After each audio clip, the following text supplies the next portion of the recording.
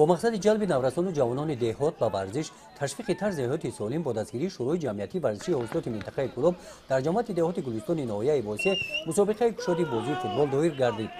در این مسابقه 18 دسته فوتبالبازان از دهات‌های ناحیه بوسه و ناحیه میر سید علی حمدانی برای نائل شدن به مکافات جمعیت ورزشی حاصلات مدت 2 روز بین هم بازی کردند.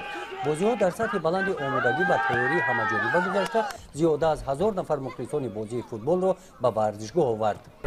در همه این میدانچه‌های ورزشی که ما به استفاده دادیم زیاده از 10 میدانچه کار کرده است که در همه این میدانچه‌ها زیاده از 250 نفر ورزشگران هر روز قوام می‌یابند و شورابینا را می‌گذرانند.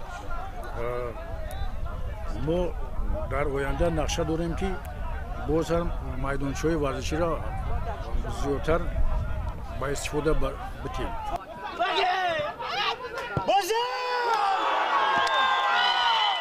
رفتی مسابقه نشان دادند که در ناحیه بوسه توجه نورسان جوانان در دهات با بازی فوتبال سال تا سال می‌افزاید.